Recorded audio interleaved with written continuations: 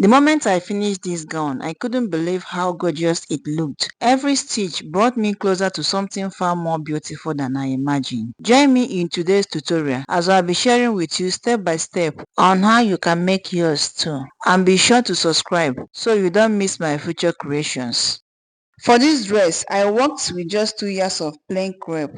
This is the thick, stretchy type of crepe that stretches only on one side. I also combined it with a floral crepe, which is the regular kind that does not stretch. Along with the fabric, you will need 2 pieces of joggers rope, a zipper, and your pattern paper for drafting the upper bodice.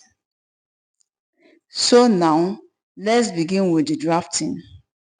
On my pattern paper, I came inward by 2 inches from the side to create the front overlap, and I drew a vertical line. Then from the top edge, I measured 1.5 inches downward for the drawstring casing. Please take note, from the 2 inches line, we'll be taking all our horizontal measurements, and from the 1.5 inch line, we'll be taking all the vertical measurements. Now, from that 1.5 inch line, I measured 13 inches for the underbust point. I also measured 17 inches for the waistline, and then an extra 4.5 inches for the Basque extension. I connected each of these with a straight line across. Since I'm drafting both the front and back pieces on the same paper, let's start with the back neckline. For the width, I marked 3 inches, but if you want yours a little wider, you can use 3.5 inches. For the depth, I marked 8 inches and I connected the width and depth with my curve ruler. I will leave the front neck depth for later so we don't get confused. I hope that is clear. Moving on to the shoulders, on the shoulder line I measured half of my shoulder measurement, which is 7 inches, and then I added 10 inches for the sleeve length. At that sleeve point, I dropped 1 inch for the shoulder slope and connected it back to the neck width with a slanted line. On the sleeve length point, I marked 7 inches for the sleeve opening and then added 1 inch seam allowance, making it a total of 8 inches. I drew a straight horizontal line to connect them. From there, I measured the distance from the 2 inches overlap line to the sleeve opening, and I got about 18 inches. On the underbust point, I subtracted 3 inches from that measurement, leaving me with 15 inches, and I marked it there. I then made a smooth curve from the sleeve opening down to the 15 inches mark. I hope you are following along. Now, on the underbust line, I marked 7 inches for the underbust circumference divided by 4. On the waistline, I marked 8 inches for the waist circumference divided by 4. And on the Basque extension, I marked my hip circumference divided by 4. I connected all these points with my curve ruler. For the Basque effect, I dropped the waistline by 0.75 inches and curved it down into the Basque extension. You can also start your curve directly from the waistline or use the straight curve of your ruler if you prefer. Whichever option you choose, just make sure it gives you the shape you want. For the front neckline depth, on the 2 inches overlap line, I extended the neckline from the 8 inch depth all the way down to the underbust point. That will serve as my front neckline depth, while the back neckline depth remains at the 8 inch point. I hope you understand the difference between the two. When cutting on the fabric, I will show you exactly how I separate the front neckline depth from the back neckline depth, so it's very clear. Finally, I added 1 inch allowance on the shoulder line for the drawstring casing, and I shaded off the first shoulder line because it's no longer needed. I went ahead and cut out my patterns following the lines I am pointing out on the screen.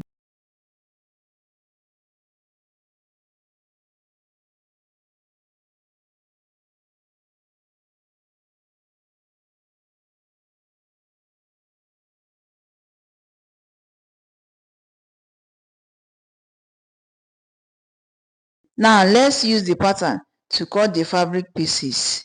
For the front piece, I added half-inch seam allowance on the underbust and on the sleeve opening. No allowance on the front overlap and underarm.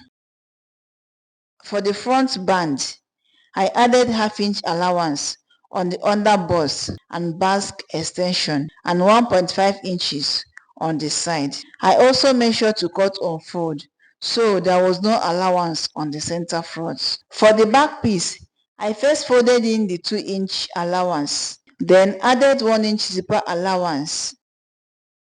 I also added half-inch on the underbust and the sleeve opening. For the band, I added 1-inch zipper allowance on the center back, 1.5 inches seam allowance on the sides, and half-inch on the underbust and Basque extension. Please take note of the allowances carefully because they determine how well your pieces will fit together later. Don't forget that each part of the upper bodice is cut in 2 pieces. So when opened, I will have 2 pieces for the front and 2 pieces for the back. I hope you understand that clearly. Moving on, I notched both the 2-inch overlap and the zipper allowance to mark them out.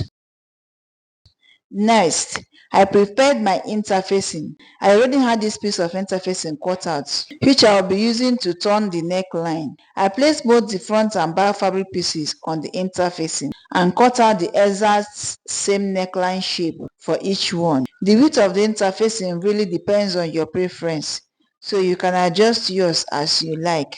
After cutting, I placed the interfacing right side facing with the neckline and stitched them together. Once that was done, I carefully notched around the neckline, then flipped the interfacing to the wrong side.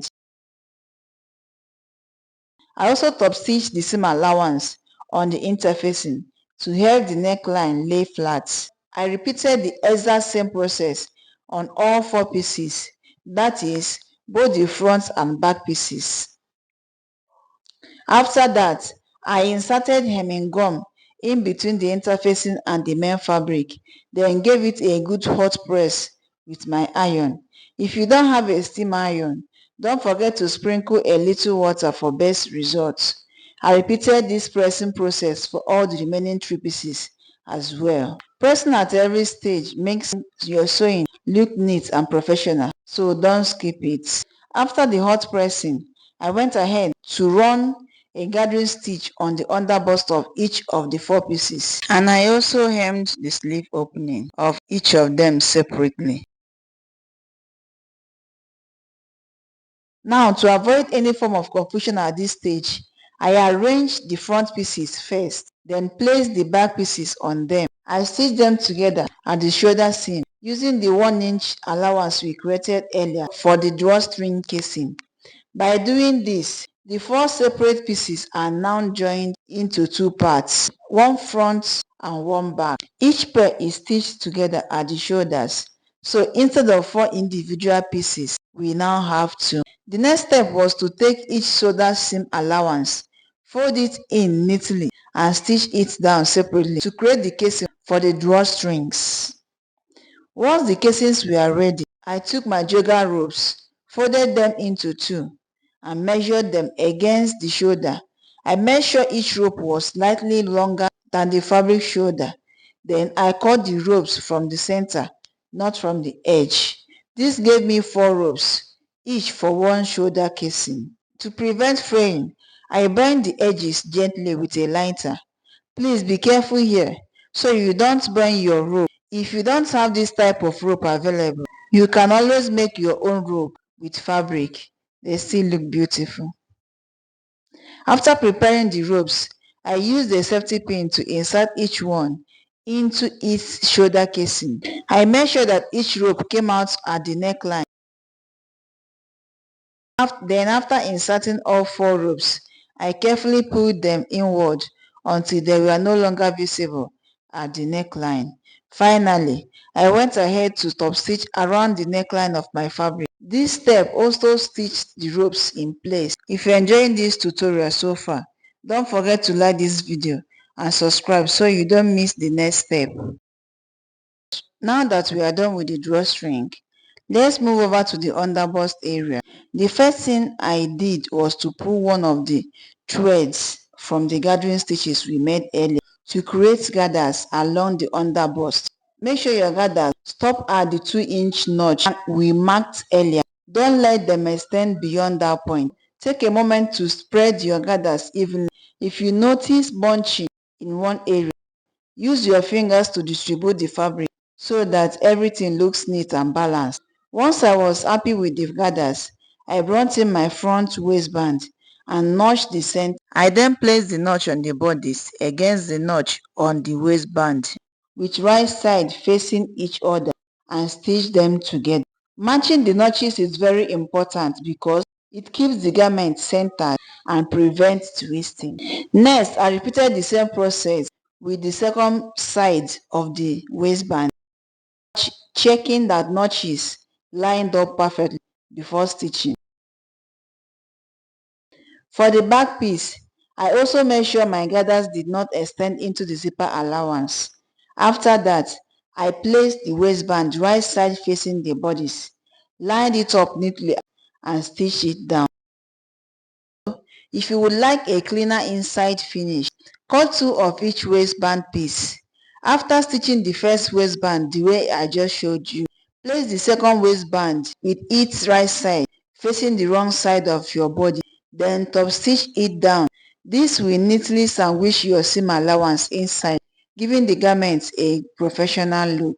In this tutorial, however, I'll be sticking with a single waistband because that's what my client requested, and that completes the underbust and the waistband section.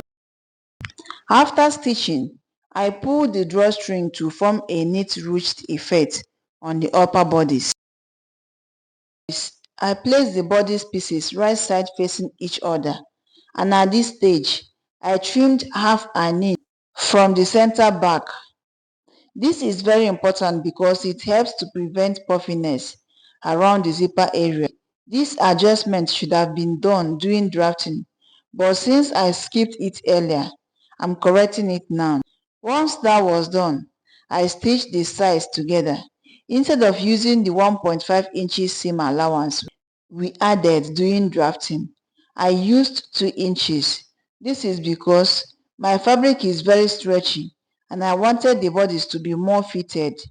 I also cross-checked the underbust and waistline measurement to make sure they matched my body circumference minus 1 inch for a snug fit. Don't forget to notch the underarm area so it lasts nicely when worn. And with that, our bodice is completely sewn. Now let's move on to the skirts.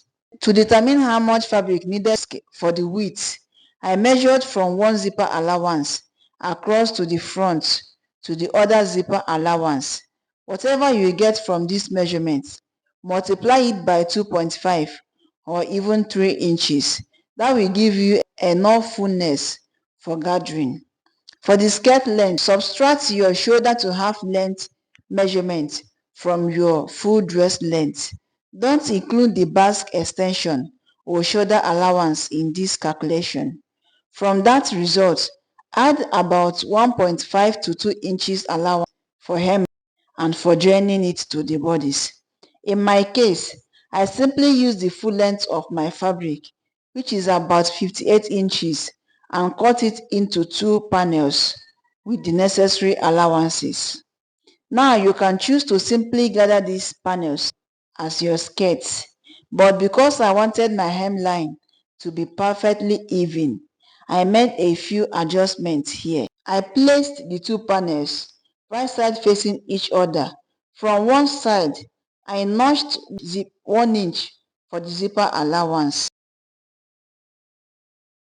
Then I folded the fabric into 2 and notched the center on the opposite side. After that, I opened it back again to be on 2-fold. At the center, I came down by 2 inches and curved it gently to meet the side notch. This curve will become the front center of the skirt, while the side notch will fall at the side seam. I then cut out the curved section. I stitched the panels together at the center front edges and gathered the top edge. I used a hand needle and thread for the gathering, but you can also run a gathering stitch if you prefer. Once my gathers were done, I gave them a quick top stitch to hold them in place, making sure they did not extend into the zipper allowance and that the gathers are lined neatly with the waistline. To attach the skirt to the bodice, I first notched the center of the bodice and pin it to the center of the skirt seam, and then I matched the side seam together and stitched everything in place. After that, I folded the dress into 2, came down by 2 inches from the bodice at the center back and stitched all the way down to the hem. I then attached my zipper and finished off by hemming the bottom of the skirt. For the front neckline, I'll be tacking it either on my client's body or on the mannequin. This helps to prevent it from slipping off the shoulders when worn. Finally, I made and attached the button at the center waistband. And just like that, our dress is beautifully ready.